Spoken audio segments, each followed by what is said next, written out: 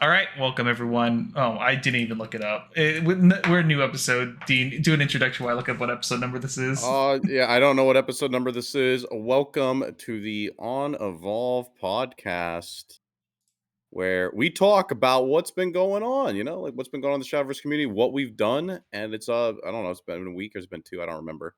It's been a little bit over a week, and we're on episode 18. Dang, we're making it. Only one more episode, then we have to stop till the end of the year, right? Because I said we'll never make it to episode 20 before the end of the year. Ooh, sorry if I caused that to happen.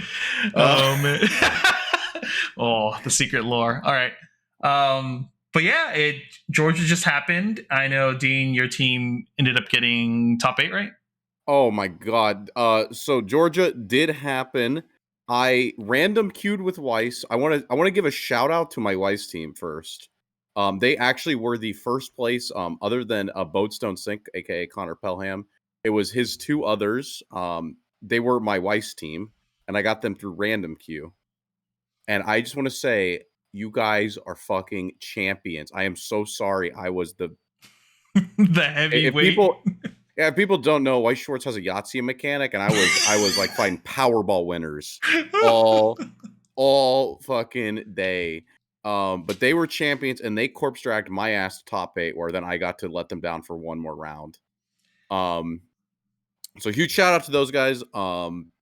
Absolute legends, and congratulations on your first place in Shadowverse. You guys deserved it after putting up with me yesterday or on Saturday.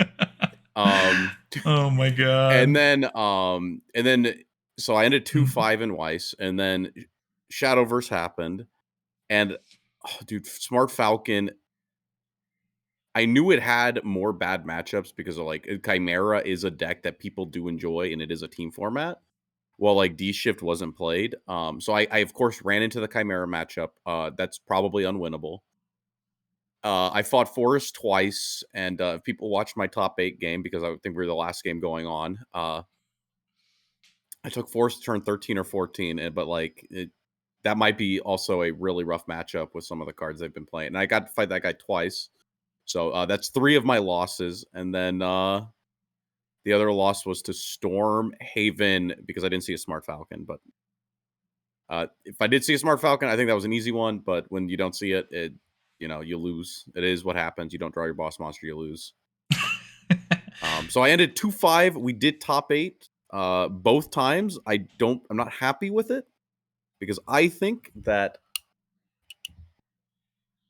I as a player should have done better on both teams. 2-4 and 2-5, both of those are pretty bad records. So I've got to go back into the lab before New York is what I'm thinking. When's New York in 2 weeks? 2 weeks. 2 weeks. So Anime Central is this weekend, so not a whole lot of time to play test. But I got some ideas, but definitely got to start actually hammering some stuff out because I think the force matchup, because a lot of people are on the Nelsh, and I know that you say that you don't like that card, but that card made the matchup unwinnable for me. Or I think that's what pushed the matchup from a matchup I could win to a matchup that was unbelievably unfavored. 7/7s are a lot harder to kill than 5/5s. Yeah, for sure. Yep, I mean, once you hit the 6 health point range, that's when things get kind of wonky for removal, unless you have straight up banish or something. But Falcon can deal with 6; it can't deal with 7. Yeah, it does require a little bit of setup, I guess. Not really that much, but yeah. But yeah, sounds like you were corpse dragged across the finish line a lot this weekend. I mean, I feel like dying in top 8 isn't the finish line. That's top right 8 before the finish line. Yeah, top 8 is a thing that I've been there a lot. But this is the first time I felt like I didn't deserve it. This is the first time I think I've ever thought when I got to a top 8 that I said, "Damn, I shouldn't be here." Normally, right, I'm like, we played good all day. But this time, both times, I'm like, I mean, Nass. I don't know what's going on. And Weiss, I knew what was going on, but Shadowverse, dude, those matchups. My only wins were against Hero Sword and Egghaven, which is I don't think I can lose against Hero Sword. I think that's actually unlosable.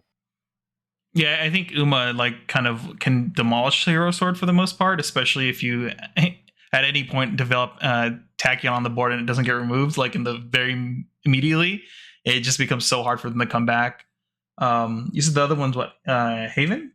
Yeah, it was Egg Haven. Egg Haven? Oh, okay. I don't know. I can't even imagine how that match is supposed to go because I've even though I've been playing Egg Haven, I haven't played into Uma at all. The player was like somewhat newer, but I didn't see like anything like wrong on his end, like that he did super bad. I like dropped down a 7/7 or a 6/6 Smart Falcon on 6.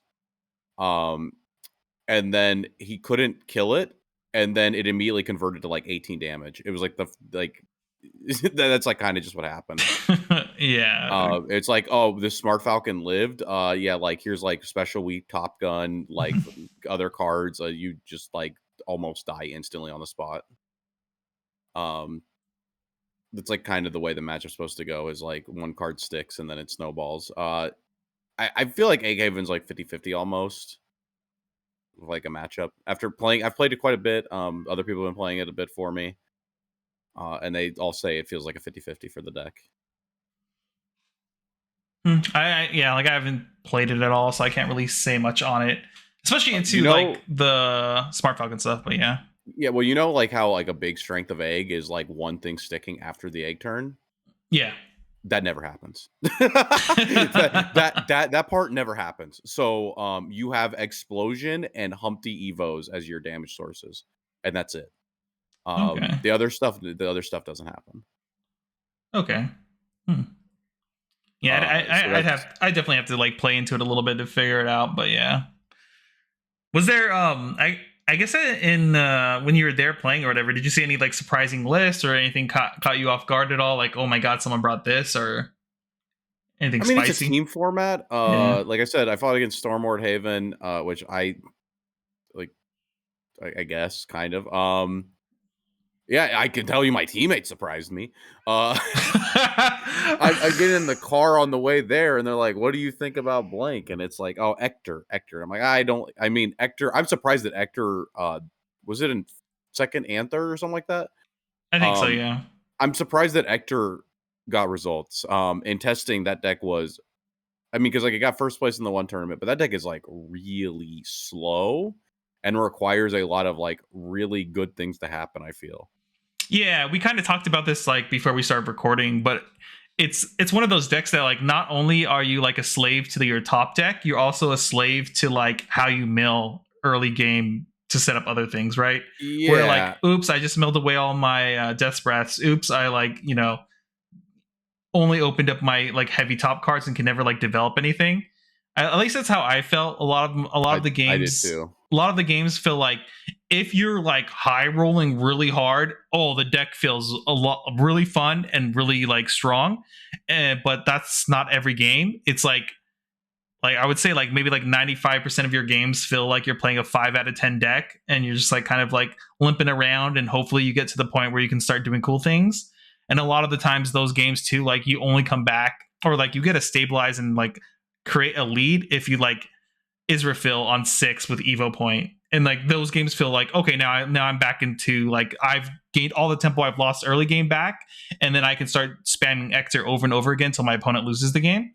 But like even then, like sometimes you just like miss something and like you can't deal with the board or whatever, and you just kind of like slowly lose the game painfully, unfortunately. Yeah, that's like what I thought. So like they wanted to bring Ector and the other deck I couldn't it is what it is. He brought it. Jabberwock Flaming Glass Dragon. Is like, okay, this is my team. I got the Abyss player. I got him to Swafford. Got him to swap to the Serpent deck that's on Dexander. It's playing like Howling Demon, Cerberus, Dark Alice. It's got a one of Mordecai. It's got the Soul Dealers. It's just like it's like all of the good Abyss cards is 3 ofs. With some cards that I think are pretty good. I mean, like I know you say you don't like a ton of them, but like Soul Dealer, good card. Furtive Fangs plus like Dark Alice is able to clear big boards. While also like pressuring your opponent's like hand. And then because Dark Owl sticks around, you're usually able to convert that to like 10 plus damage like later in the game. And you're able to just continuously attack their hand while like getting this like big thing on board. The deck's super solid. It doesn't need a lot to go right to like have a good game. And then there's like the Grimnir's. Grimnir's just a huge ass ward. I think it's really funny dropping him on 4 because some people don't know what he does. When you're going second with the Evo Orb, you just drop him on 4 and then let your opponent do whatever, and then you Evo him, and then sometimes you win the game off that. Wait, which cards are given there again? Kit doesn't know. Kit's the one who let it happen. Kit would let it happen. I don't remember what that card even. I don't remember cards by names. So usually it's I remember effects most of all. 3 mana, like it's a huge ass neutral card. I think it's like a 3/5. Is that right? 3/4. Yeah, I think it's a 3 mana 3/4. Oh, is it the neutral from this set that like if you Evo deal 5 damage to the board deal or whatever? 4. Oh, 4. Yeah. That card is really good. Yeah, and it hits face too. Yeah. That card is really good. Wait, people just let it live, and they're like, he dropped it against the sword player, and the guy didn't know what it did, and so he just smacked him, and then then he voted, and the sword player's like, "What the fuck?" and then like exploded. So yeah. That card's really good. We played it in a bunch of Haven lists, and it was just like it's how did I describe the card? It's just like it's insane. It's like worst case scenario, it's like baseline like a vanilla with ward. And then if it ominous presence. Yeah, and then if it lives, it blows up your opponent's board usually and deals damage, and then you have what you said there's like a 5/7 or whatever, right? On Evo. It's a 5/6 after Evo. It goes from 3/4 to 5/6. So it gets full stats and it pushes damage. So it's it's pretty good. And then if you draw it late game, it's a good top deck because it's like 7 total to play in Evo? Oh, it's 10. Oh, 10? Okay, yeah. It's like 3 + 2 + 4, so it's actually 9. Yeah. So late game, it's not a horrible top deck because it'll push damage and clear the board and be a ward also. So the card is like super solid all around. It's just because like especially in those like late game things where like a Dark Alice has lived and you just top that Grimnir and you go sick, that's 10. Like it's just 10 there. Yeah. And then you get the ward and you're attacking your opponent's hand. The deck is like super sick. I like that deck a lot. And so yeah, that was my team, and I think I was more surprised with I'm playing Jabberwock than I was like anything else. I think the Jabberwock deck is fine, but Flaming Glass part sounds like you've made huge mistakes in deck building. I feel like oh yeah, there's a lot of heavy cards in the deck. There's like Lucifers, there's Israfils. It was just like really heavy dragon. It was just like dragon with like it probably should have had Isla's in it, to be honest. Yeah. If you're going to be playing this curve, but it is what it is. He ended 3/3, which is better than I did. So it is, what can I say? Yeah. His opponent's like he's like, my opponent didn't answer the glass on 3. It's like, damn. I don't know what to say. I don't know what to say. I can't get stuff to stick in this format. Yeah. What was there? Like, I was surprised there was a lot of Hero Sword because I know you're a sword believer. I think that deck is like very lopsided in like how it plays. Like I've been saying, I think it's the best aggro deck in the format right now. And if you want to play aggro deck, you just play sword. Like, there's no reason not to. I like the deck because I think one of the biggest strengths it has, especially in a team format, is you sit down and you go, yeah, it's 50-50 matchup. Let's go. And I think there are some lines where you can sort of outplay your opponent now because of Mars a little bit and how you interact with their board and so forth. But I definitely I think we like when Shepard and I did the tier list, I put it in 1.5 and I think we kind of agreed.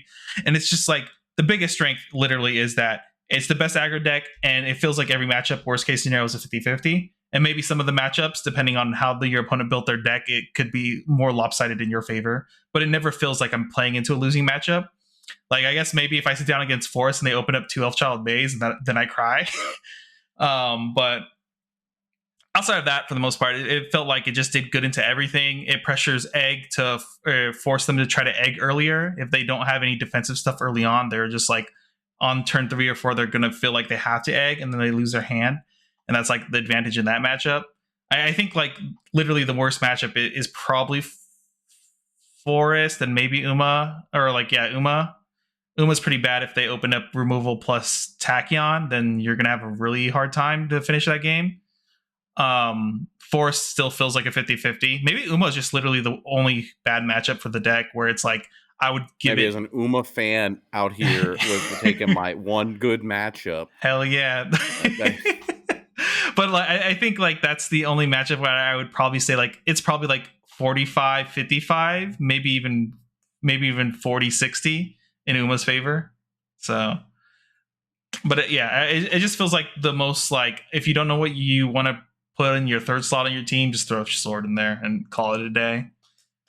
At least that's how I feel. But yeah, I know a lot of people too have I've talked to a couple different people who've like messaged me and like, hey, I played your sword list. It's like great.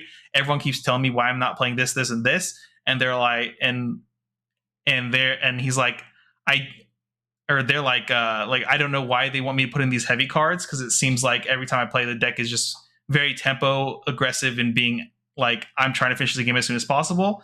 And like they're always saying like almost all their games usually end around turn 6, which is like around the time like most decks are like about prepared to win the game. So you get to like go under most decks, which just feels really good.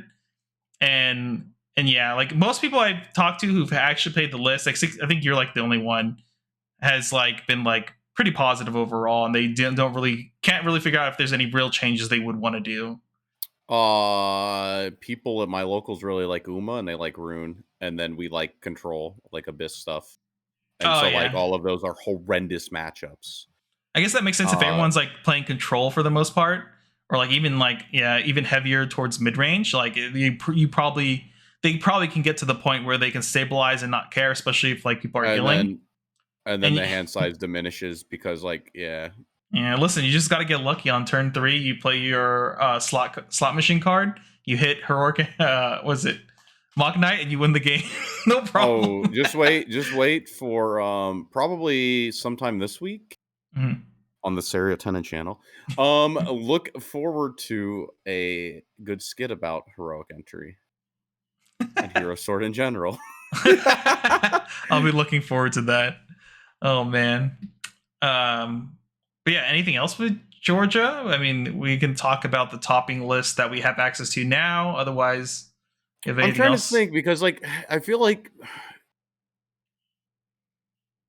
okay, so I don't know how to describe this problem that like in my head I'm thinking of because like some people sat down, they're like, we're new players or like we don't get to play a lot. And so like I think if you have an established locals, very few people are willing to do what my locals did, where we drive 10 hours to play Jabberwock. Um Yeah. yeah, Flaming Glass, right? As Mhm. I almost queued mid-range sword, I'm not gonna lie. Would have had the same record probably. Actually, who knows? I maybe we could have slapped up Forest, to be honest. Um But, like, it's like, right, so you're either new, and if you're new, you look at the tier list or you play like a trial deck. But most people aren't playing trial decks, right? They go look at the tier list, they grab whatever the community tells them to play. And then otherwise you have an established locals and you probably show up with like a deck that you think is like within the top like 5.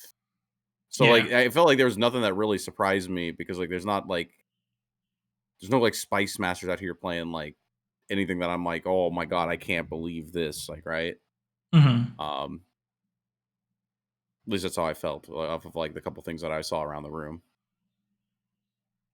Yeah, I think like one of the unfortunate parts of how Shadowverse works their release schedule, like and metas basically shift every 2 months. Like if it was like a month longer, I feel like maybe we'd find more spicy fun list even.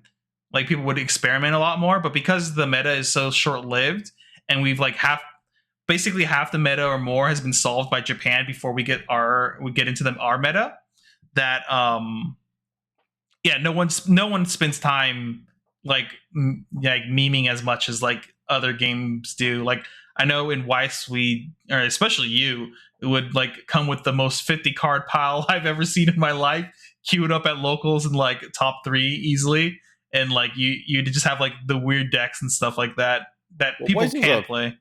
Mm. Weiss is especially after this weekend. Like, right, I keep thinking about Weiss in the back of my head when I, especially since I'm doing the regionals. Yeah. That game is just like so freeform is the difference. It's like you don't feel the tier list. Like whenever when you talk about like the heavy cards and stuff, like right, I put Narita Bryan in my deck and I feel the weight of this card. And like when I play like Ector into like some like Forest or something, right? It's like I feel the weight of Yeah. the tier list. In Weiss, it's like as long as I'm like one or two tier, if as long as I'm like within the first like top 3 tiers half the time, I can like feel fine as long as my set's like even like close to modern. In a game like Shadowverse, I'm like my card. I put down a gem staff. I feel like the weight of a gem staff commander. I'm like this card is unplayable. Like Yeah. right, it's like you know what I Yeah. mean. It's like you feel you feel the cards a lot more in this game than you do in other game and like well not other games because like specifically like Weiss. Yeah. I think one thing too is I feel like this might be wrong, but the feeling I have is like deck building is a lot more impactful in Shadowverse because you can feel it immediately. Whereas Weiss, like the game is so like paint by the numbers almost that like you can paint outside of the lines a little bit, but it's still completely fine because like you still play all the key pieces. You still have a level 1 combo that gets you hand. You have a level 3 that finishes the game.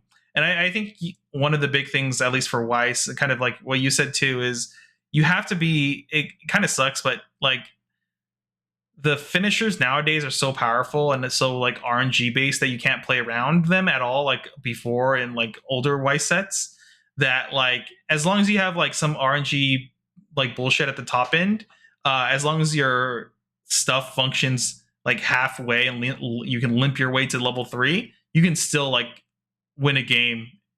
Because like I felt Ryan, that. I felt yeah, that on the fucking because weekend. I don't know if you saw, but Wibberly, I think it like maybe 2 weeks ago now, like he The put up, poll, I yeah, answered in it. yeah, so did I, and it seems very like the consensus, especially for a competitive player, when it comes to like card games and care about like your placing and you should be top eighting a lot, is just like as a competitive player, a lot of people are not like having fun anymore with the game, but they still play because obviously sunk cost fallacy and everything, and the game is still like reasonably fun and enjoyable, but they're like right now like the biggest issue is like the glaring part is a lot of the finishers like in a game that's already like aren't almost RNG based on damage and how you like Oh, in the game. 100%. Oh my Now god, the dude. finishers are like an extra slot machine you gotta like pull as well. So like you just like can randomly lose the game and there was no way you could play around it. And another thing a lot of people have been talking about who've played like high level Weiss is that over like probably around half their games, I would say they were saying like you don't even get to see level 3 if your opponent hits 3 before you. It's like your opponent hits 3 first, you've probably lost the game, and it's unfortunate. Yeah. And like Weiss is also a Even game. Sorry to cut you off, but like Weiss is also a game where like you're incentivized to attack every turn because that's how you build resources in that game. Kind of like how Vanguard is incentivized to attack every turn because your triggers become draws in that game. In this game, our attacks become resources that we spin to play cards. So if we're not attacking and not generating resources, we can't play our level 3s. So we're like, you have to like at least build up some amount of like resource before you can start saying, I decline to attack. We'll let you attack me to push me to 3 first. But sometimes you're not allowed to do that because if you don't attack 3 times this turn, you won't have enough resources to actually like do your full finishing turn. If that makes yeah, sense. Yeah. Yeah. I all of that's true. And yeah, like the I don't know, like whenever I play Weiss, um I don't know. I feel like I've had higher highs in Shadowverse. I like the top 8 game that I lost. I think I had higher highs than any of my like Weiss games. Um there was there was a couple times I top decked a card and like almost like dude, I almost just started I almost like started I popping off. Yeah, I I have to hard agree with you on that. But yeah, go ahead. Go ahead. it's like Weiss is like still enjoyable when I'm sitting there playing it. I'm like I'm sitting here fucking losing because like wow, my opponent canceled literally 10 of my last 12 attacks. It's a very cool game, like right? Or it's like Yeah. you see they have like 2 climaxes and like 20 cards and then they cancel like your biggest swings. You're like this is you go, yeah, Yeah, this is a yeah. cool game we're playing. I'm glad I drove for this one. Um so yeah, I don't know. I was thinking about this too cuz like in my in my like 14 turn game against Forest, there's like one turn where I needed to top deck Smart Falcon or I lost that turn. And like I drew for turn, saw the SP Smart Falcon hit my hand, and I just went, holy shit. I just went, oh my god, we're still in this. Because like it was like I needed, like, it's like he just kept putting out the board, and I'm like, oh my god. And that honestly felt better than any sacking in Weiss. Yeah, I Like it's like half the time in Weiss, it's like I go in and I'm like, this should kill you, and then it doesn't, and I'm sad. Or I go, this shouldn't kill you, and then they die, and then I'm confused.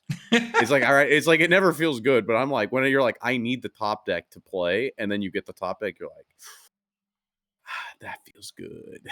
yeah, Like, I think one of the big things too about Shadowverse, which makes is like a lot of enjoyment from the game, like you're saying, like those highs you have. I think the game is, at least for me, it feels like a lot of my decisions are very impactful on how I do things and like what resources I spend to like clear up whatever weird board state I'm in. I feel like those decisions have way more impact than in Weiss.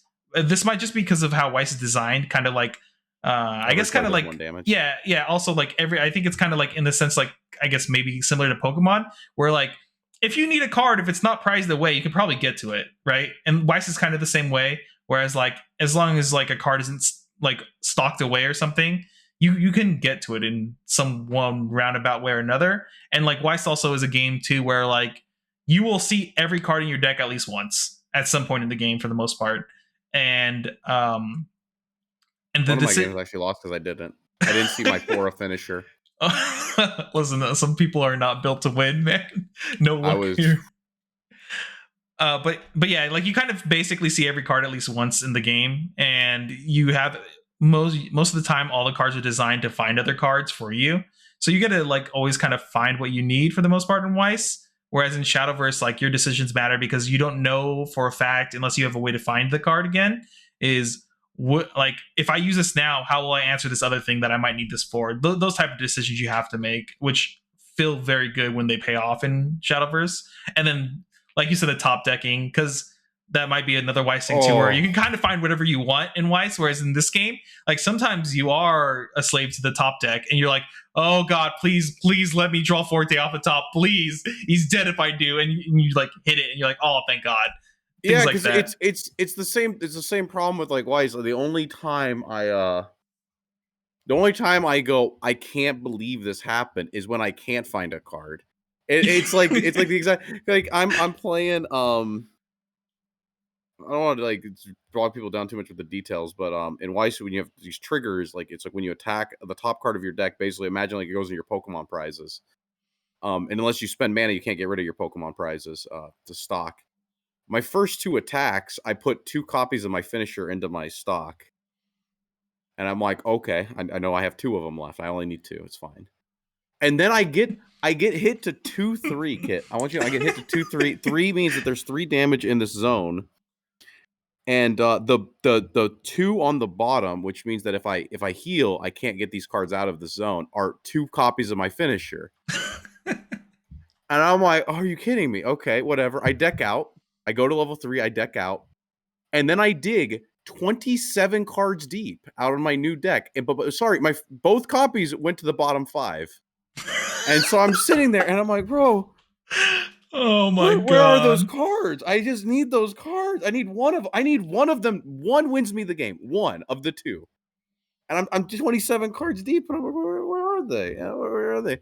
And Shadowverse, I'm like, I had a similar thing against the Stormwar guy. You know, the Stormwar guy got 3 willed overtakes on my board. I'm like, I haven't seen my 3 of.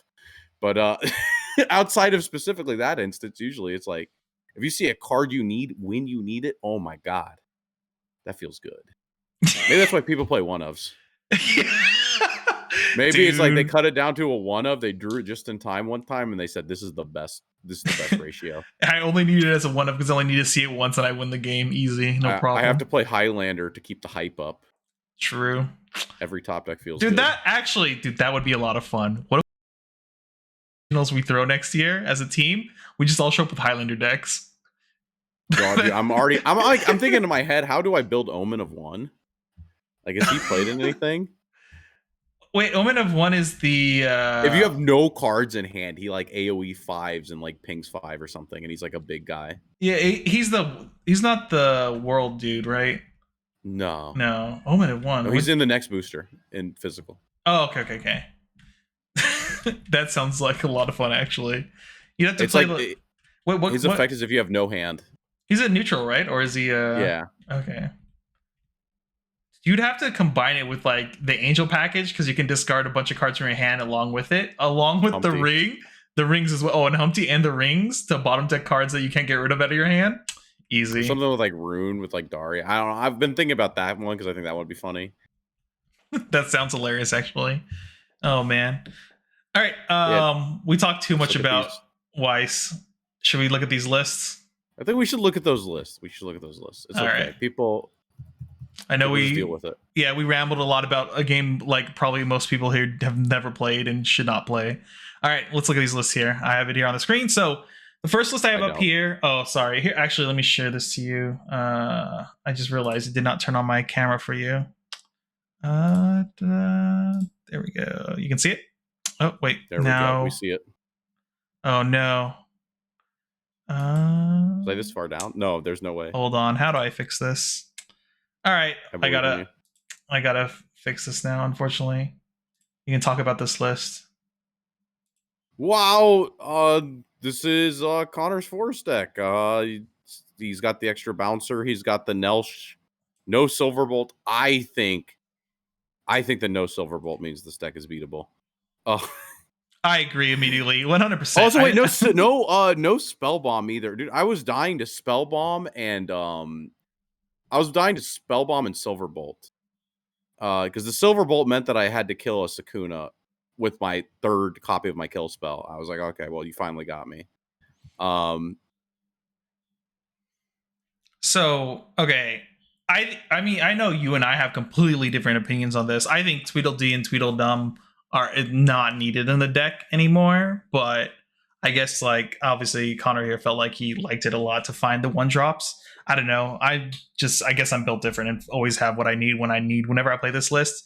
But also my sample size is probably like 10ish, 10 maybe 12 games or so since I don't get to play it as often because I already know I'm not playing this for Chicago. So Yeah, I'm always a huge fan of consistency cards, like because like it's like well, I guess my only problem is that you cut a Silverbolt. Like I'd rather play like I don't know what the team that I played against, but like I think he was just off of the amount of times I saw like him even having an elephant. I think he was on like 2 elephant, like 1 Silverbolt or something. I'm like more of a fan of that type of like spread because like the pressure of the Silverbolt is honestly the thing. Because like there are people out there like me who say I'm not going to lose to an elephant. But like, when you add the Silverbolt as a threat, it becomes like actually impossible to dance around both of them.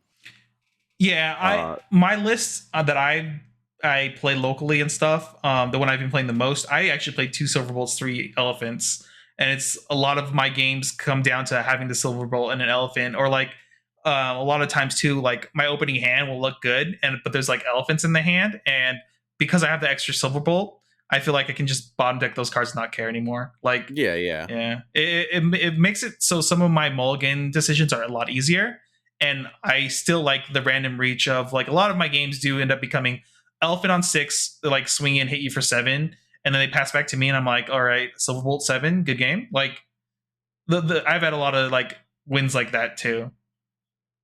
Whenever like yeah. I get a free like turn 6 elephant and then like turn 7 Silverbolt, those turns feel very good, or those games feel very good, and like that's like part of the reason I think like I think most lists should be playing 1 Silverbolt, but actually, you know what? No list should be playing Silverbolt until after Chicago. But Oh, yeah, you're right. Silverbolt's garbage, guys. Everyone, don't play it. Thank you. I do like the card though. I think I'm a big fan of cards that increase consistency because that's how you win more games more consistently. That's like the difference between that's the difference between a deck that top eights and a deck that gets first in my mind. And that's the difference between like a deck that goes like 5-3 and a deck that goes 6-2 or even 7-1 is like just maxing out on your consistency cards. Also, I saw his matchup spread. Oh, That he hit. also helps a lot. Yeah, when you have that Uh, matchup spread where you literally every matchup you play is like you're heavily favored. Yeah, it's pretty good. yeah. But That also helps a lot. But yeah, they got it. Big shout out once again. I know that they had. You said you don't have the other first place lists. no, this is the only first place list I could find. Well, I I do have. do know. Oh, you do? What? I don't know his actual list. But once again, I teamed with the people who got first. I know that one of them was on Hero Sword. Yeah, it So seems Hero right. Sword was another one of the first place lists. Was the other one egg? I I wouldn't be have no clue. surprised. I have no I mean, clue. we'll find out when it drops, and we'll probably talk about it later. Then, I have here the second place teams. Actually, all three of them. So I guess we can talk about them here. Sorry, gonna hit everyone with the white screen. Ooh, pretty bright. So we got Chimera Rune here. Looks like a pretty standard list. They went with the triple Chimera. I've been like pretty like didn't really felt like I needed the third Chimera, but I guess maybe they felt like they needed it a lot more. They're on They Sorcery say they drop it Cache. on 7 and 8 and 9. Is what I think they said. 7, 8, and 9. All right. They just Interesting. keep playing it down. Interesting. Um this list is feels like now that I'm looking at it a little bit more, like Sorcery Cache is not very oftenly found in these lists. It was in the deck that I fought. I don't think this is the person who fought against us Mm-hmm. and who destroyed me, but I did fight something similar. Sorcerer Yeah. Cache is just good. It mills more cards. It fills your grave. It finds you cards. It's Yeah. like something to do with the mana you're floating for removal if people don't Mhm. commit to the board. Yeah, that's fair. I just the list I've been playing have been like a little bit more creature based, so like Social Cash never felt like a good card in those lists. But I looking at this list, there's just not that many great followers you're looking for that often. So you're just kind of like okay with Sorcery Cash, and I guess you can bottom deck randomly chimeras and stuff with it. Still triple Merlin. I think Merlin is always like the most wonky part of these lists. It's like an almost a necessary evil because of how good Merlin is. But like Merlin made me cry. It made me cry, bro. what happened? Did you get like blown out by it or something? Turn 3 search Rhyme Wind, always float 2 every turn Every after. turn, yeah. And I'm like, oh my god. And then it was like turn 7, the only time he tapped out was he went Merlin, search the what the Earthright spell that heals 3, and then he evos Merlin to recast it, and he goes to 26. I haven't even hit him yet, and then he's at 26, and I'm like, I'm Yeah. ill. I'm like sitting there, and I'm like, oh my god, dude, he could take me to turn 50, dude. I can't do shit. What am I gonna do? Put Storm on a card? It's gonna come back, and then he plays Rhymewind, Agnes Evos. I'm like, no. Oh my god, that sounds miserable. But yeah, this is the Chimera list. Nice to see Chimera topping. I know it's a popular list among a I think lot the of big thing was people. no ring. I think that's the only whack thing. Oh yeah, I didn't even notice that. Yeah, no ring, but I guess sorcery caches plus the chains get you there. Like, They said they eh. built it like 2 days ago before the tournament. Oh, it makes sense. Oh yeah, I think I read too or somewhere like Connor was saying that they were actually on D shift the entire time until like literally a couple of days before the event. They And switched to then they Chimera. swapped. Yeah. I think probably put a ring in, like just one, just one. Yeah. Here we go. This is a Hector build basically. It looks pretty standard. They're playing fine motion here. No hand rip or targeted hand rip at least. Every other card here is like pretty standard. This is a little bit not standard, but it's like still really good because it's like pay to get back like a fine motion or something to replay a Bone Chimera to replay Marzensky, which is another really powerful card for removal. Hector. Uh, oh yeah, you can't get Hector because this is a 3 coster only, right? 3 play points or less to your hand. Oh, I was say or less. Yeah, 3 play points Oh, or okay. less. Yeah, so it's mostly you're just like getting things like Bone Chimera, Fine Motion, Marzensky back to your hand, which are all like very powerful cards for removal and healing. And I guess Lesser Mummy as well is in there. You can grab it once you hit 10 and just like start swinging in for fun. But everything else is super standard. You see anything like worth talking about on these lists?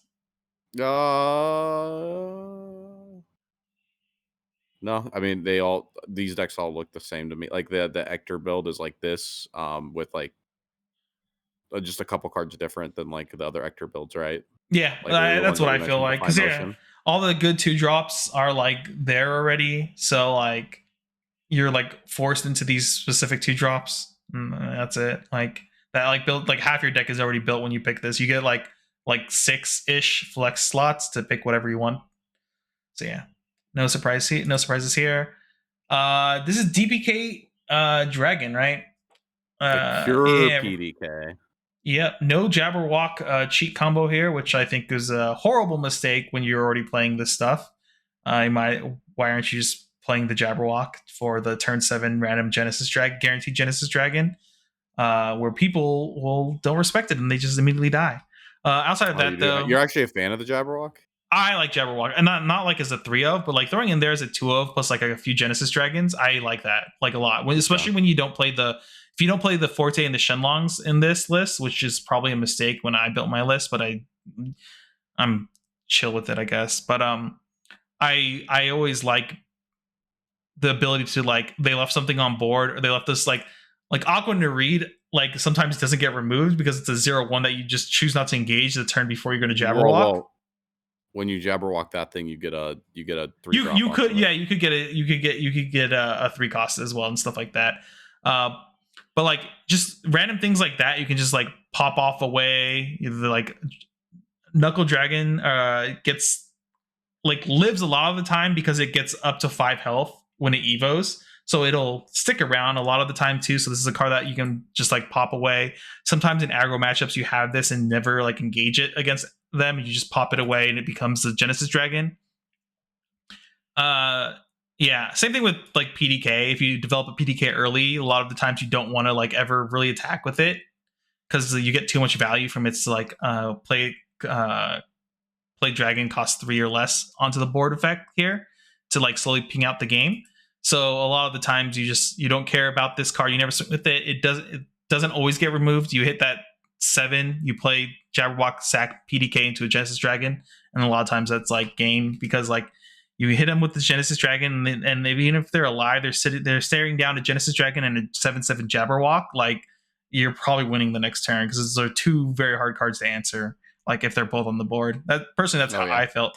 But yeah, this is like a most part super solid list. I assume they're playing Dragon Summoner so they can find PDKs more often because I think that's Dragon like Summoner is good in the deck. yeah, I agree, but like uh it's not always needed, but I think it helps the consistency of the deck. So like I love it. yeah, I think you should play it if you're like straight up going like this build with like the main focus is the PDK, like you get to control the board, and then like all your other followers also like remove things when they're played onto the board. Like Fire Lizard's really powerful. Obviously, Shapeshifting Mage is really powerful. They're playing Tamamo Cross here, which is a solid card all around too. Like all your cards like act as dual removal already, which feels really good. So like having the PDK on board is really powerful. Yeah. Yeah. All right. Well, not this list. That's the second place team, right? Second place still. Yep. And we got one more. We have 2 more actually. So I think this was in third or fourth place team. I forget. I'm so sorry. But once again, it's another version of. It's the same list. It's not the same list. They play a Black Swan and Bellringers. Yeah. Odette is the same damage as Ector. Yeah. Does it AoE board too? Oh, there's actually no. Oh no, sorry. I always get confused because all our actors are in here. Yeah, it deals 2 to the board and 2 to the leader, and then if you have, was it 20? Yeah, it gains Storm. And then it has I think last word too. Does it? No, on attack. Oh, it's strike. Yeah, it's on attack. Deal 2 to the board and 2 to the leader, right? So yeah, so it deals 10 damage once you hit 20. 10 damage, so as much as Ector. Yeah.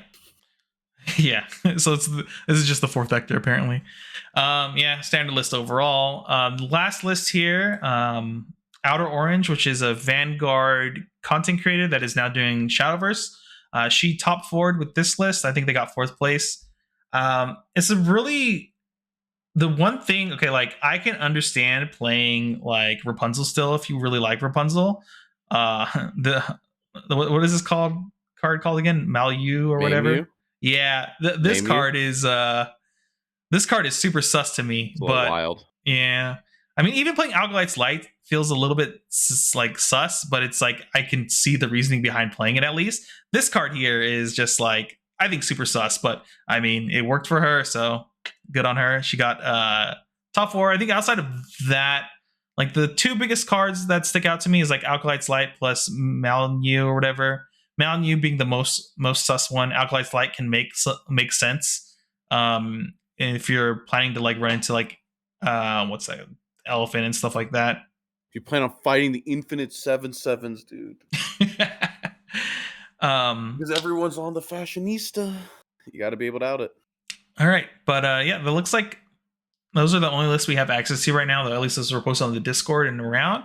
I assume once we get the full list, we'll do a video or something, talk about it next week or something. But yeah, with that concludes what is this?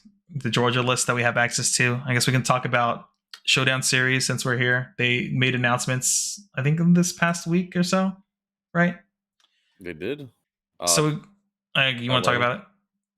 Yeah, the Grand Showdown. This is the wait. Is this the Grand Showdown? What was this part? I don't know if I read this part. This is the Grand Showdown. So Showdown challenges for North America start in July to August. So that's like, so we can get buy cards if you win your like shop challenge thing for this event. So you can get a 1-round buy.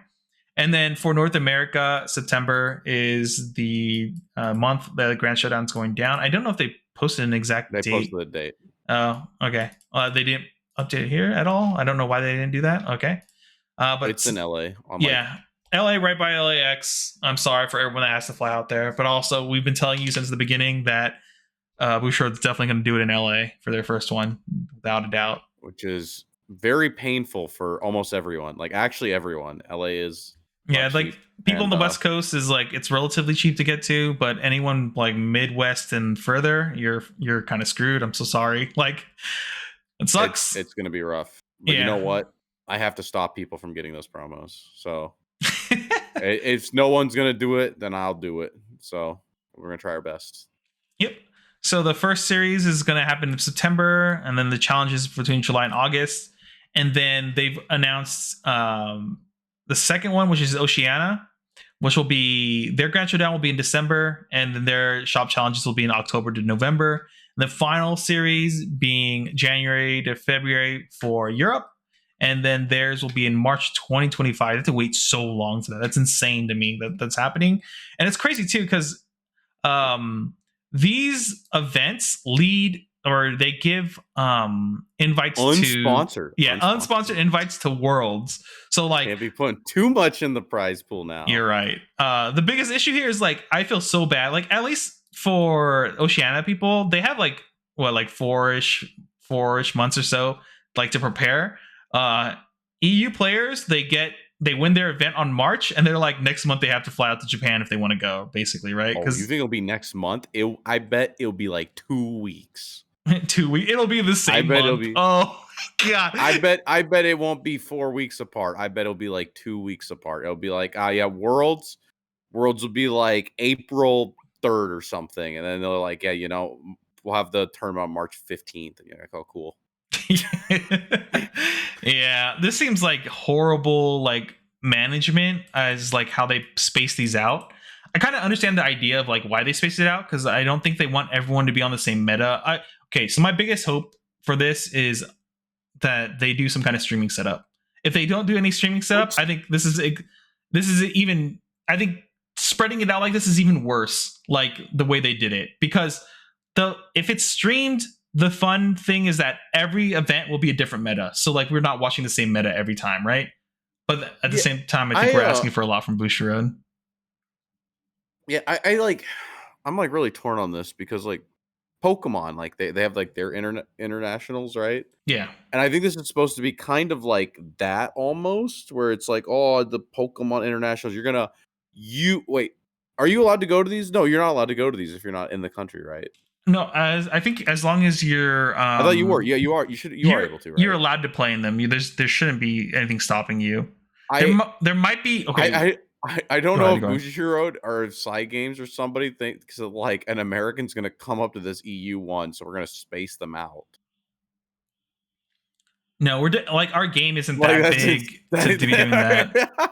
But if I'm not willing to, I don't know. I feel like very few people would be. yeah, I feel like it's almost nobody. the only one here that I would like possibly do would be the Oceania one, only because it kind of lines up with a lot of my days off. Plus, like, I want to see, like, I want to go to like Singapore and Malaysia and stuff like that because I've never been there. Every time I'm on that side of the world, I'm just like in Japan, or and so like I would like to go to one of these events. If I'm going to have a vacation there, I would like to do this event at the same time. But outside of that, like, yeah, the game is not as big as some of these other games like Pokemon, like you said, where we'll have people travel internationally to go here to some of these events. Like maybe some EU players might go to the Oceania one. And I'm only assuming that if the ticket prices are cheap for them. I have no idea. I've never had to like do a flight from like EU to like Oceania, depending wherever this ends up. But from what little understanding I have, like some of the depending where they have it, like ticket prices could be relatively cheap for EU travelers. So that might be a thing. But North America is kind of like super locked by like both big oceans if we want to go anywhere else. So yeah, it's $1 million. exactly. Anything else to talk about this? Let's see. Well, the prizes, championship, yeah, buy card we talked about. Yeah, I mean, anything else you want to add to everyone this? who shows up has a what happens when round 1 is like 4 people and then everyone All of them else has a off to buy the card. side? Yeah. Oh, because Like, everyone else has a buy card. That'd be so funny. I'd laugh so hard if that happened. because it's so far away. I don't imagine like I honestly how many people okay, we've seen the regional attendance. How many people do you think are gonna show up to the grand showdown on the other side of the country? I have no idea. For I think North America one, the other ones obviously have no clue. North America, I think it's reasonable that our event will have like 150 players. That's what I think. 150 or lower, right? Yeah. Well, I don't think it'll be less than 100. I think that's like roughly the range I was thinking. I'm like, I don't see I see like somewhere in like the like 100 to 150 range, unless this game like pops off and like people think that the skill release is gonna be $1 trillion. Like, I don't know. Dude, I want one of those I'm really going. bad. But yeah, obviously I'm I'm going going. to. I'll do So my best, but man, it's pretty oh, far away. I like this. hold on, let me fix this really quick. If I go higher up, it's okay. I'll just do this. No. But yeah, oh no, what is happening here? Let's see. Oops. I'm going to be really disappointed though if they there you go. Oh, I like what you just did. I like what you just did. I'm gonna be really disappointed. That might be a little janker than what. Don't worry, dude. This is scuffed. This is a scuff run. We never do anything the right way. But I'm gonna be really disappointed if they end up like actually not streaming any of the event at all. Oh, that would be horrendous. That'd be horrendous. I don't like being negative towards Bushiroad that much, but like I do think I could see NA not doing it. Yeah, I could see NA because EU okay. always does it. Wait, does EU always? No, EU never does it. No, you're thinking of Australia. Australia is the only place that like actually streams their events because whatever reason the people who like run it they're like they let like another team just like if you guys want to stream we'll let you go and stream for the event, and like the same group always does it every time because they're very invested in like a lot of the games. I think it's like the team WCC from Australia. I think that's their handle name or whatever. Yeah, that's like great. Yeah, like oh god, like I like Bushra, please, you need to spend some of your advertising budget towards like actually streaming events. Like send me down there. I will pay with my own money a camera, and I will set one up, and I will cast for you guys every single regional as long as you don't even have to pay me. You pay for my flight and give me a free hotel, and that'll be enough. Dude, unironically, Bushiroad, contact me. Yeah, if there's a Bushiroad employee and they think they could get that done, like I will bring our whole stream setup and everything. Okay, I have a portable stream setup. I have like everything, a very nice camera we can use as well. if you give us access, like, and pay for flights plus like hotel for the weekend, like, yeah, we'll come, we'll do the commentary, we'll do everything. I don't give like I want this to happen that bad. Like, I won't play in the event to get this like going, basically, type of stuff. Because I think the community needs it super badly. I think the game, all the Bushiroad games, need it badly because like every time there's a regional event, I mean, you've experienced this too, Dean. When you don't go to events, is that everyone on Discord's like, okay, how's the Browns going? What have you been seeing? What is in top 8? Like immediately, all day.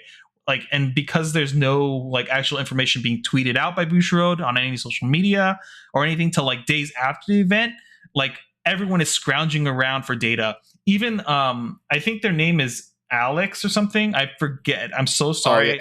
it's Alexander. Yeah, on Uh, the Weiss thing the that one collects the Weiss everything. thing where Yeah, they go yeah, yeah. around with the Okay, yeah. spreadsheet. Yeah, that's fantastic. They are a godsend because they go to Weiss events and they go around and they have people scan a QR code to go to submit, like, hey, what were you playing? What did you play against? So we can get some kind of data going for like what are popular decks being played and not just only have the top 3 data essentially. So like Weiss had, Conversion rates, all yeah, that. Weiss has like a decent what is it like So huge, like there's like the community, like there's like a couple community members that like yeah, we have make it like people. unbelievable quality for like how small the game is. Yeah, like the data points and everything that they gather and they provide it to the community for free. They don't get paid to go out there. They just do it because they love the game and they love the community. And Bushiroad, like, please, you guys, you need to pick up on like other big card games, other major card games, what they do. Like, you saw how well your BRO stream events went online for those. Like, you had hundreds and hundreds of people watching. But if you had that at every event, community, you would grow all your games more. And like the amount of money you have to spend for quote unquote advertising for your games is like so little for the amount of return you get out of it, I think. And I just think like if there's one thing I could change, Bushiroad and like strangle whoever it is at the office to like this is the one thing like I is like number one on my wish list of changing anything. Yeah, it's like I said, I contact me or you, we'd show up. I would show up. I would do it for them. I would say I won't do the event, but something tells me that that won't happen. But who Yeah, knows? Maybe one day something nice will happen. Maybe someday something nice will happen. yeah. Like, as much as I love playing these games, I would have so much fun, and you would too. Like, both of us running these stream setups and doing commentary for the games is just so much fun, and we would love to do that for the community. But Bushiroad, you need to figure out what you're gonna do, because like that our hands are tied behind our back and we can't do much. I know probably either NA or Singapore office needs to get some kind of approval from Japan or something. Something has to happen, right? And I don't know if, yeah, like all we can really do is be like, hey, we're open to it. I know the community wants it. We want it. This is just a win-win for everyone. So hopefully Bushiroad makes some changes eventually. I wonder, like, the whole reason we even brought this up because of this showdown event is I'm wondering if because like the ones in Japan are very well produced. I'm wondering if side games like might be like pushing them to do it because they kind of want something similar like Japan, because it seems like we're slowly copying all the circuit stuff going on in Japan here. So yeah, I just hope that that the quality gets there too for the community, because we all want it really, really bad if we haven't made it apparent enough already. But yeah. Oh yeah, anything like, I'm not gonna lie, I showed up to Georgia. I think it's like sub 30 teams. I'm I wanted to see these team regionals break 100. Don't let me down in New York and Chicago. I want to see 33 teams at one of them. Like 34 teams, 34 teams. I want to see at least 34 teams at one of I them. think California got 36, right? The one I was at. I don't know. I'm pretty sure California. You were the one there. I wasn't. I don't remember, dude. We talked about it in one of these podcasts. I'm pretty sure we hit about 100 or like 33, 34 teams. But go ahead. Can we talk about the greatest regional? I'm sorry. I'm about to be a little negative. Just a smidge. Go ahead. Can we Hold on. talk about the Do you know about the I have to look at what it was called. Do you know about Bulgaria? Oh, didn't their team event become a singles event because they didn't have enough They players? had 9 players for Shadowverse. However, I will say this, you know what's cool about Bulgaria? Hmm. They also only had 9 Weiss Schwartz players, so we are as big as Weiss. Holy crap. Oh man, what a hype. Dude, you show up to locals, your entire community's there. You're like, yeah, I beat everyone at locals. This regional's free. It was like unbelievable. I think there was like Batman Ninja in top 3. Oh, there was. That was just It, hilarious to it was see. it was like unbelievable. And then like you go on the website. That's why we didn't talk about that one. If people wonder why we didn't review some of the decks, 9-man. Yeah, we're not gonna talk about that. Yeah. Hopefully their communities grow for both Weiss and Shadowverse. Well, from my understanding, it's like a really out there country. Yeah. That's It like in might the be one middle of of those. nowhere. Yeah, it might be one of those things too where like I Look at know the map. Look where that is. Bulgaria. Let me look at Yeah, it's like actually in the it's next to Istanbul. Okay, it's like pretty damn out of the Okay, way. it was near where I thought it was. I was like, I'm pretty sure this is like near Romania somewhere because I look. All right, yeah, it's pretty out there. This is like from my understanding, this was a horrendous location. Is what this was. Yeah. All right, but I guess before we kind of close things out, unless you have anything else you want to talk about, we can move on to everyone's favorite segment. Oh, everyone's favorite segment. First, a shout out to our sponsors, Raid Shadow Legends. Yes, this week our episode is sponsored by Raid Shadow Legends. Please use our code. All right. Anything else we're talking about? Yeah. No, not really. I think that's pretty much it. Okay. At least All for right. now. I guess you Other want than wait one more. What do you got? What do you got? Or do you want to say this for the outro? Do you want to talk about the Japanese thing that happened? Let's save it for the outro, and then we can rant about cheaters in One Piece afterwards. But yeah. So you want to explain this to everyone, I guess? Yeah, so basically we take turns reading the flavor text of a digital card that currently exists in physical to each other. We each have 3 lifelines to help us figure out what card it is, like what class the card is in, what set the class is in physical, and what type of card it is, which I do you think that one's too strong? Which one? The what type of card it is. Do you think that's too strong? It might be. Well, we'll keep it this week. If we want to change it up, we'll change it up next time. Yeah, I've been thinking about that one. Yeah. But like what type of card it is, follower, spell, or amulet. And I don't know who's reading to who. I believe I'm reading to you because I think last week I got it right. I got it for like 2 points. I want you to know I may or may not have I may or may not have been doing this with digital cards and actually knowing them. Like cards that don't even exist in physical. Wait, what do you mean? Oh, in like on the car ride, I was getting quizzed on literal digital cards, and this is pretty fun. I actually like this game. Okay. All right, well, do you ever grind this on the side? No, never. I don't even look at these until like the day of. All right. Well, Dean, are you ready? You've been grinding, so you have to get this one right immediately. I've been grinding. I feel like this one might be a little easy, but we'll see how you do. All right. You ready? You good to go? Okay, we'll see. All right. Here's the quote. Am I cute or am I cute? Tee hee hee. If you don't like me when I'm fun sized, then I'll turn myself big.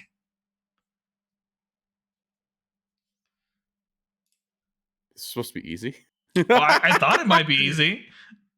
We'll see. We'll see. I'll turn myself big size. What? You need me to read it again? No. Oh no. What class is this? Okay, this is where we gotta start using the lifeline so we can narrow some stuff down. It's forest.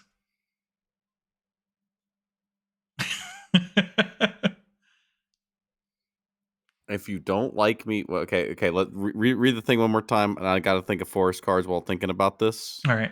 Am I cute or am I cute? Tee hee hee. If you don't like me when I'm fun sized, then I'll turn myself big.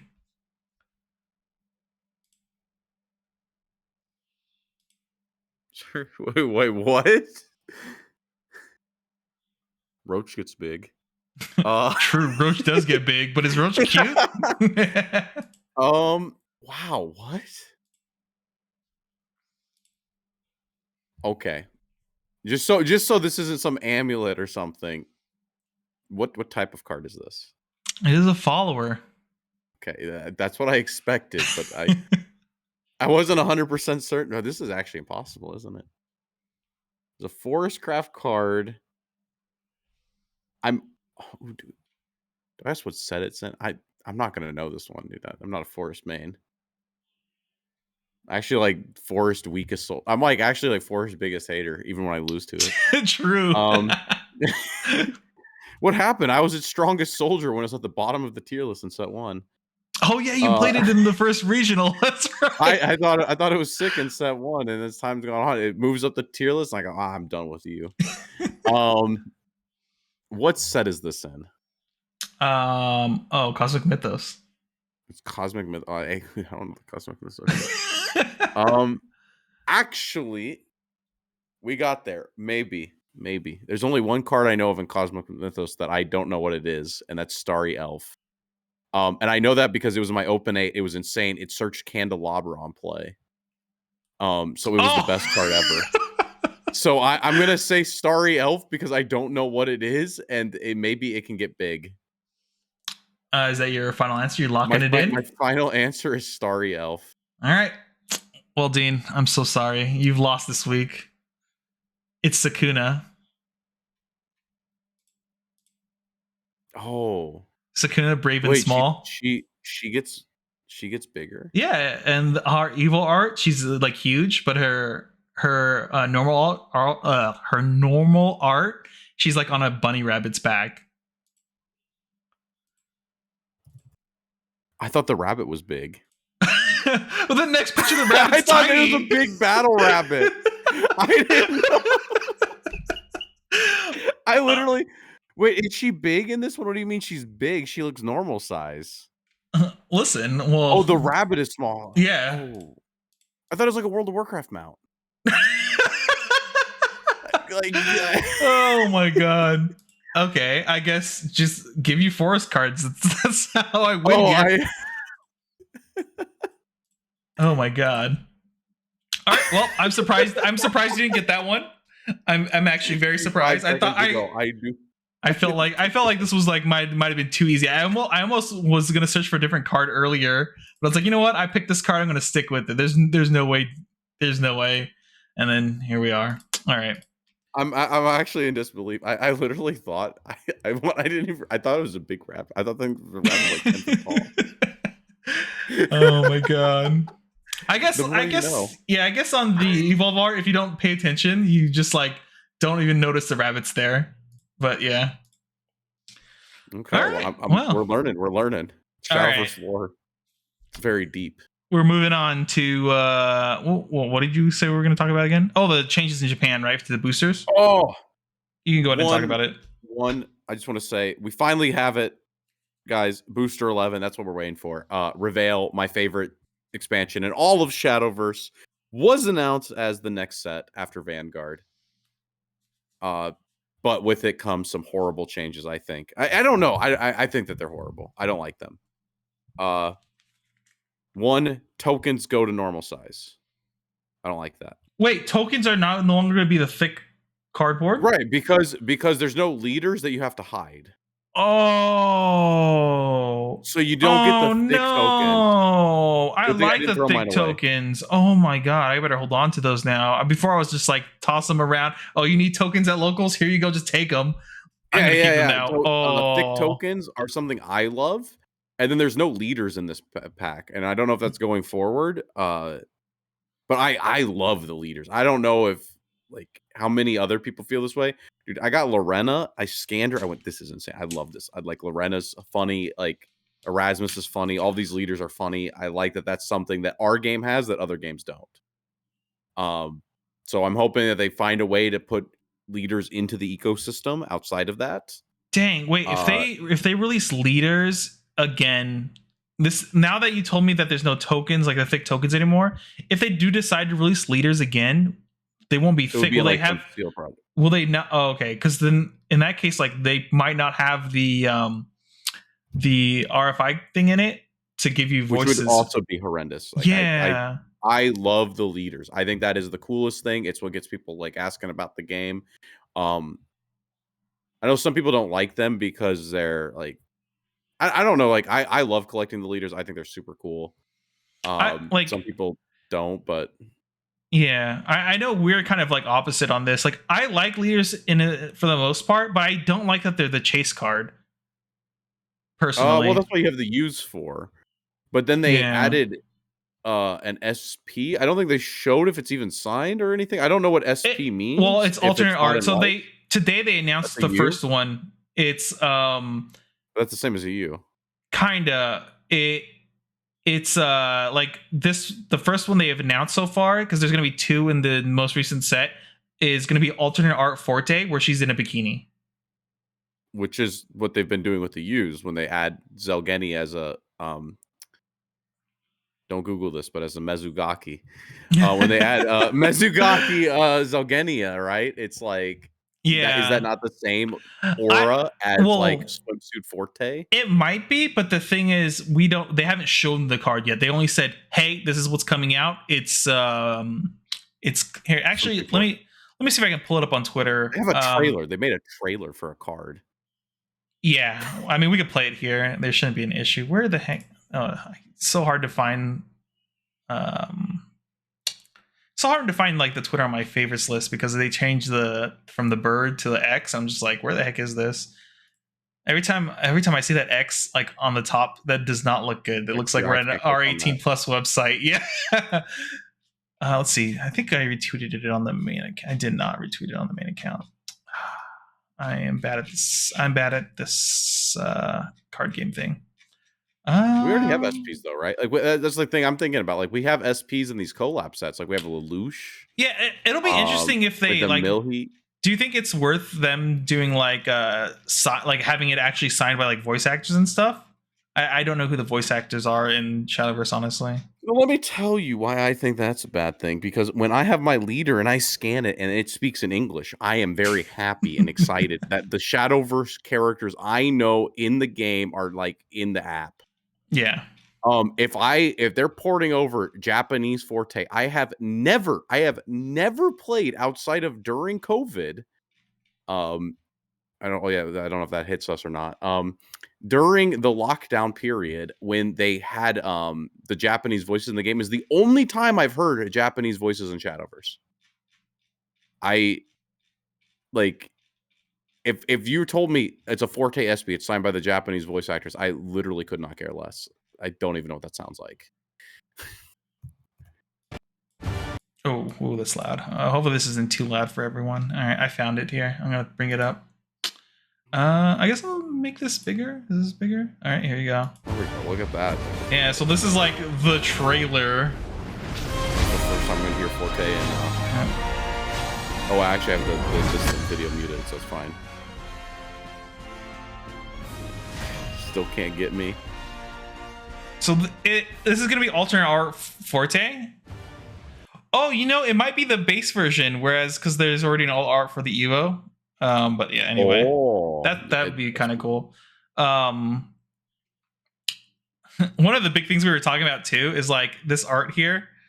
At least on the Discord server, they're like, "How are we going to censor all this?" No, I said she was gonna be in like snorkeling gear, like the full on like the wetsuit. Okay, I would pay for that. If she had like the snorkeling outfit on the like the headpiece for it, I would pay for that. That sounds hilarious.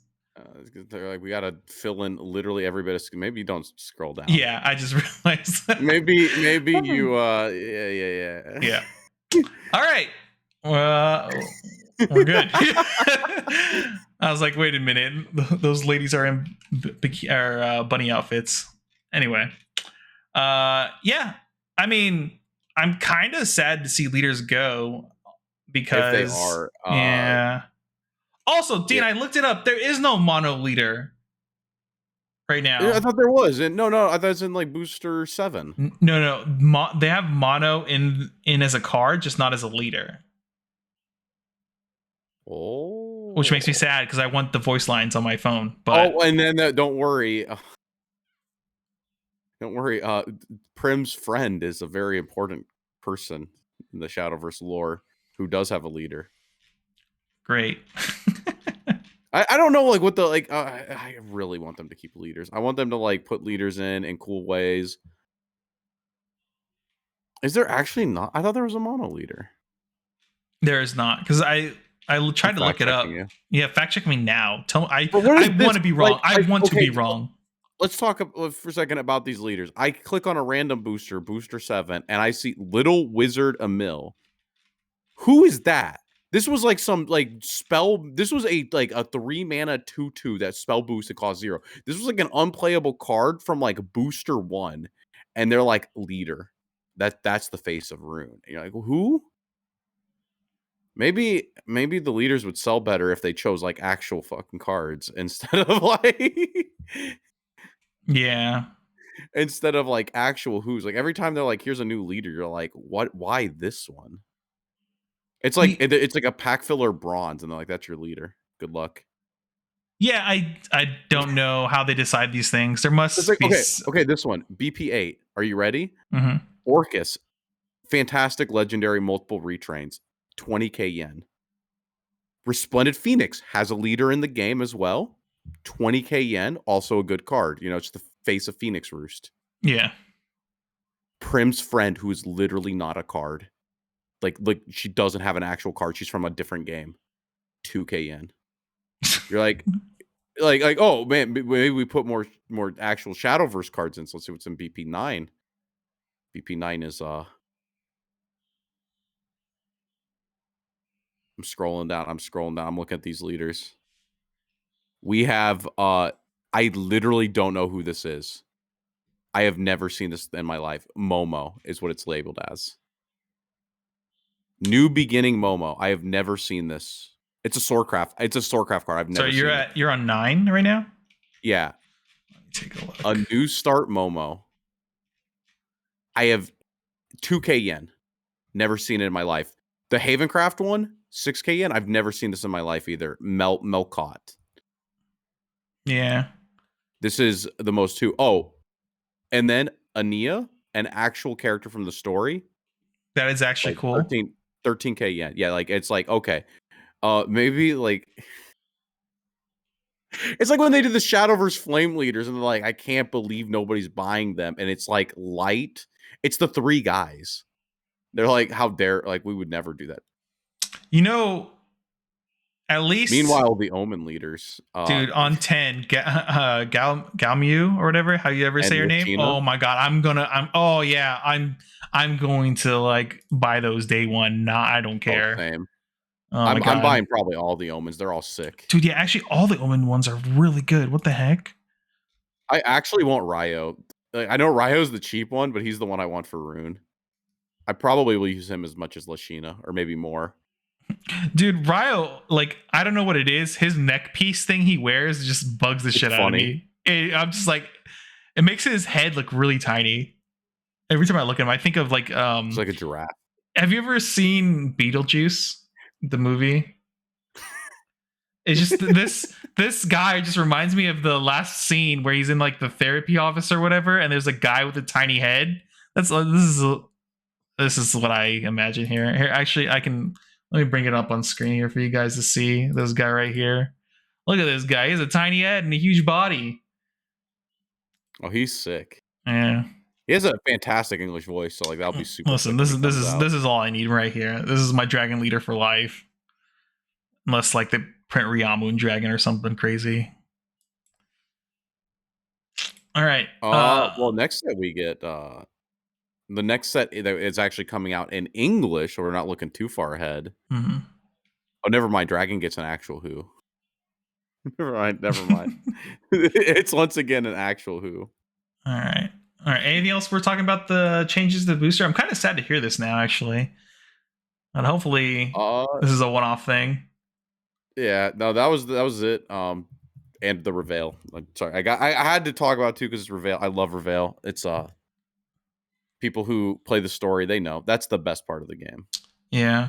All right. The last thing I wanted to talk about is kind of general and card game thing is like recently, it's been incredibly rampant, and I don't know what we can really do about this in general. Luckily, and so far in our community, we haven't really seen anything like this. But recently, we've had like a really huge string of people cheating, and one of the really bad ones is I think this is the right one. I'm going to show it on stream here. This tweet. I talked to Presha before this. You were there, Dean, when we were talking about it. But the guy that's cheating in this event, like this is extremely bad. The guy on the left is the one who cheated. He's actually like a judge for the game, like high up there. And if you go on the One Piece Discord, you're not allowed to talk about this. That this guy cheated. They have the recording and everything, and he palms a card and then moves it from his lap into his hand, which is like kind of insane to me. And then like It's the problem with webcam locals, right? yeah, or webcam tournaments. Yeah, the biggest issue with webcam tournaments is like people are super incentivized to cheat, which is unfortunately like it's something that just is going to always exist in webcam when you can like move things off screen just a little bit and like palm cards into your hand when they can't see it very well.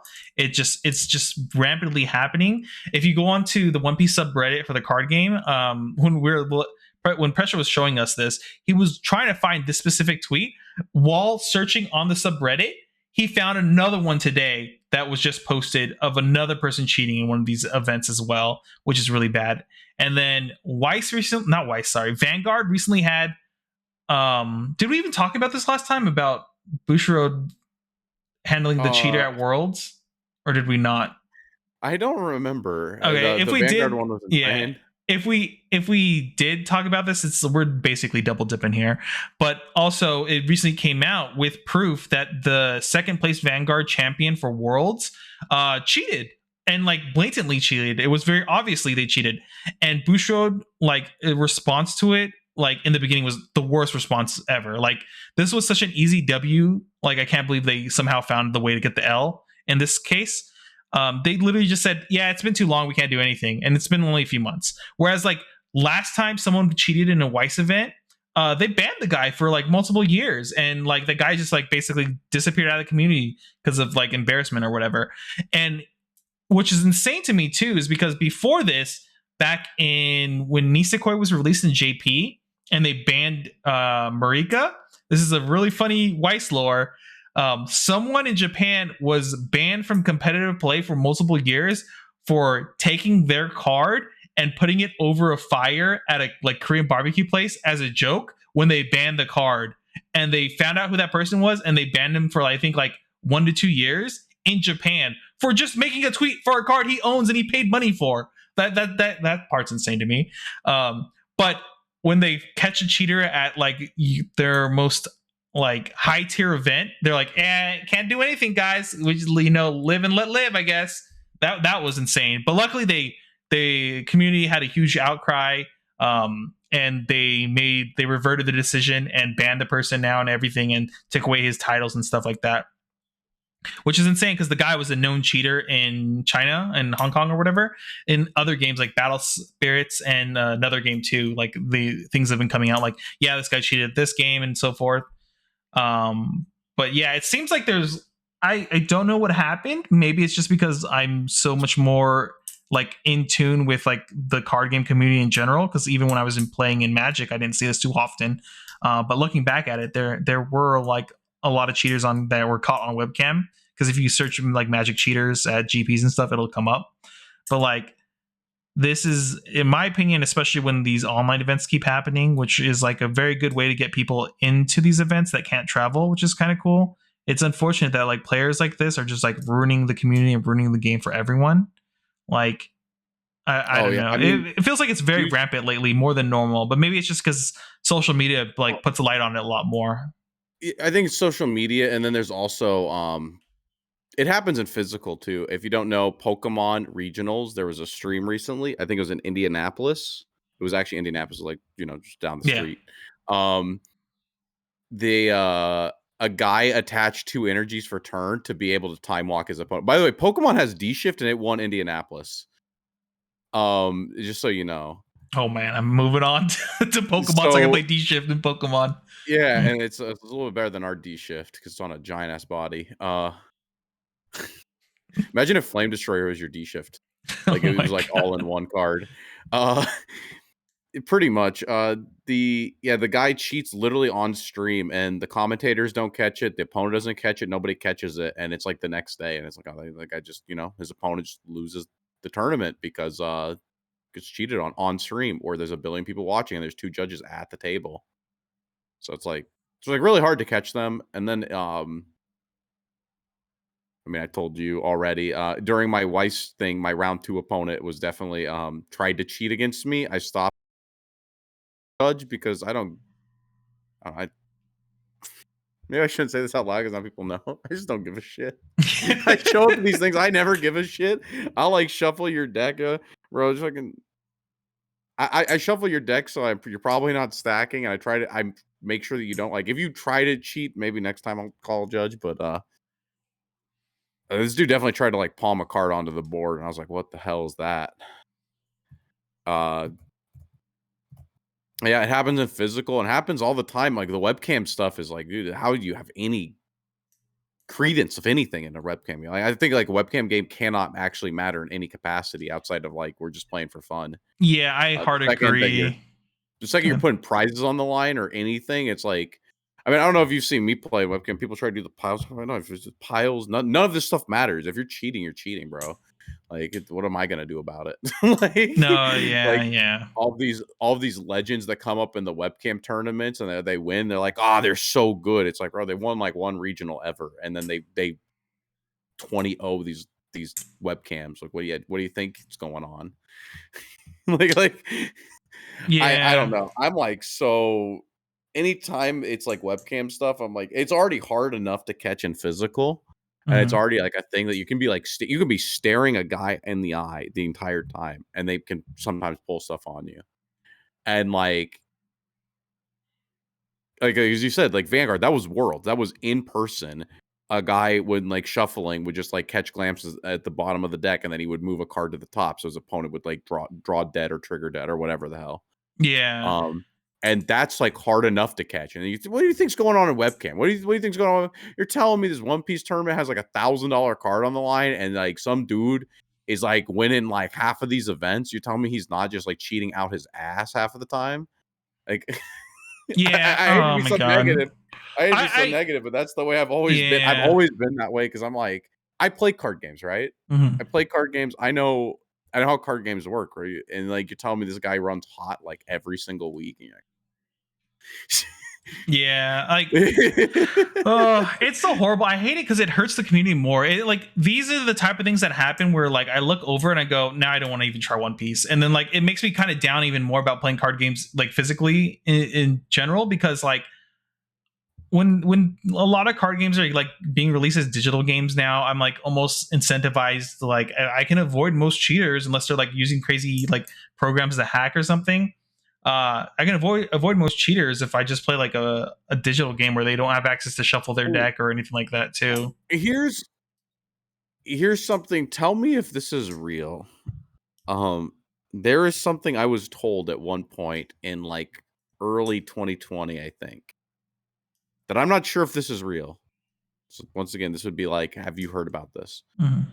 Something about supposedly Magic the Gathering wanted pro players to appear, and they were using the Magic online sim, like, right, and they wanted the pro players to do well in tournaments, and they would literally suppose like came out that they were literally like deck fixing for the pros, or like if you matched up against somebody that they wanted to like have like be the face of the tournament, they would like brick your deck on like through the digital sim. I don't I I heard something like that, that it was like in Magic Online during 2020 there was like a controversy where that was happening. okay, I don't know if this is the same thing. I've never heard anything exactly like that, but I think it's something you might be talking like about, but you don't have like the full details. From what I Yeah, understand, that's like This was like a thing that somebody told me in From what passing. I understand, this is still a thing even in the digital game. Not that they're fixing people's decks, but it's that the draw simulator for how the deck when you open your hand, depending. I think this was basically proven was that if your opening 7 card hand will generally like depending on like what your curve is, will have like mana in your hand almost guaranteed, so you're able to play the game. That's what I Okay. heard, which is like different than actually playing in physical, because sometimes you do brick, you have to make decisions on how you mulligan your opening hand. But outside of Uh, opening hand stuff, I have no idea. Like, I had heard it was something like if I don't know, like we don't have a ton of faces. I guess we'll use Connor Pelham. If Connor Pelham is who Bushiro decided is the champion of Shadowverse, and we had a online simulator, and you fought Connor Pelham, sorry, his hand is insane, or his hand might not be insane. His hand might just be okay. But like if you needed to top deck a card to win the game, oh, that card's on the bottom of your deck. You're literally not seeing that card might have just been deleted from your deck. And you yeah, go to draw, it's going to be like you're going to draw old man and old woman is what you're going to draw. Sorry, I haven't heard that anything like that at all. But I would be. I feel like if it was that bad, I feel like we would have heard a lot more about it. But I don't know. After this, I'll probably try to look into it, see if there was actually anything yeah. posted about it, because that's really interesting. I've heard about like basically mana weaving in the digital game. So your opening hand is usually guaranteed to have like 2 mana all the time. But I had yeah. heard that it was like something that it was like early 2020. I heard about it once and I never heard about it again from anyone else. And I don't know the validity of the story because I don't play Magic. But Mhm. when you say the digital Sims, Yeah, in that case, like I think obviously, about if the that in the company's back of my head randomly, where I'm like, if the well, company's out there because a ruining lot it for you, of but yeah. I don't know if you knew this, but like Pokemon, like right, because like it's very important for games to tie. It's like something that we complain about with Weiss, but like Shadowverse tries to do it a little bit. Mhm. Tying a face to like your pro players, right? Yeah, and like building a And story in the community. Yeah. Pokemon, if you don't know, there's a very famous. He's literally the best Pokemon player. He's gotten better about it recently. I think I've seen. But his name is Tord Reklev. Have you heard the name? No, that's not Azul GG. No, but Yeah, yeah, that's you not got it. Azul GG is like he's like one that like is definitely a little more like upfront. But he's like probably the best in NA. Mhm. Tord is like from EU and he like wins a lot of these tournaments. And winning Pokemon tournaments sometimes involves playing the clock quite heavily. And you'll see it sometimes like Tord would be on stream and he would just like slow play, like to the point it's like basically cheating. And but Tord is the face, like right. It's like he's like Yeah. the player, and it's like because he's the player, it's like the judges go. And so like even even in physical, like you get like those problems. And then in digital, like right, who's to say that they're not gonna try to like do something crazy? And it's not to No, say that yeah. Tord's not fantastic. Tord is an unbelievably good player. He's recently keeps like coming up with like more and more stuff. And I haven't seen him do as much stuff as like it was like a year ago. Yeah, I But don't want to go off on a too huge of tangent, because I kind of want to end everything soon, because this has been a oh yeah, yeah. long Sorry, cast. sorry, sorry. But something similar I to what think you're about a lot of saying. card games. Yeah, something similar to what you're saying though about like people like looking up, like taking a blind eye basically if you think they're cheating or whatever, because they're like the face of the game. Um, I feel like that just kind of happens a lot of the times, where if you're a top player and people consistently see you and the same judges see you all the time, if something happens, I feel like at that point you've kind of built enough reputation where the judges will give you the benefit of the doubt when they shouldn't have, which I feel like sometimes can happen in games when you become such a well-known player and you're like, oh, I made a mistake by accident. I like, we'll use Pokemon for example. I attached a second energy by accident because I did a bunch of things in between attaching an energy, and some Happens. people and community might be like, this guy wins all the time. He always tops like 16s or whatever, and he's like, kind of like one of the big faces. It was probably a mistake. In reality, they were actually just straight up cheating. So it's such a fine line when it comes to that, especially when it comes to like real life judges like having on the spot decisions. I could see things like that happening depending on who the judge is and like how well known the player is. Like maybe he wasn't really cheating; it was an accident. We'll just reverse the game state type of stuff, you know. Well, don't worry. I had I got judge called in Atlanta In Shadowverse or Wise, and Shadowverse. what did you do? And top 8. What happened? I told you that game was really long. Yeah. There was a point where I found my EQ no dickness. I put it on the board. I looked at 3 and I resolved it as if it was will to overtake. And then I looked at my hand and then I was like, no, the card I need's on top of my deck. And I went to start playing. I like go to play squats and I go, wait a second, judge. This card on top, this is supposed to be in my hand. How did they resolve that? That sounds insane to me. Now my opponent won, but I think he wanted me to have the squats on the board. If the squats was on the board, I couldn't win that game. I already couldn't win the game, but if the squats was on the board, I couldn't win the game like 1,000,000,000%. Yeah. But like, yeah, no, it got reversed to the card is in my hand. Go back to that game state warning, and I was like, okay. Oh, okay. But like, you know, because like, at the end of the day, you're human. Like sometimes like something does just happen, but there's like other times that it's like unbelievably like skewed where you're like, man, I don't know, like the palming. I think like things like playing the clock. Well, playing the clock is like that's not against the rules. I think that's like kind of disgusting. Sometimes how it's written, it's like Bennett, like the rules tell you should be doing it. But that was that's the thing, right? I also think that's kind of like really scummy. Like I will respect it if like, you know, you're in a tournament, you're there to win like thousands of dollars. I'm like, okay, this is your out. Your out is like you have to spend 30 seconds on every decision you make because if we go to game 3, you will lose. Like, then yeah, I kind of respect it and kind of understand it. Do I think like you're like morally in the right? No, you probably should just be playing the game as if like everything's normal and there's no real time limit. But also you're in a tournament with these rule sets and everyone goes in knowing this rule set, so it should be kind of expected. Kind of like in Magic, a lot of times we tell especially new players, like if you're going to bring control decks to an event, you have to be very proficient with it, because if a game goes too long, you'll not ever get to the third game ever. Like you won't even start the third game, you won't even finish the second game sometimes if you're like not playing like at a high level and making quick decisions. And in that case, you're actually hurting yourself and your opponent more than you are just like going 1-0 in these games, because the points on how you win matter in those events.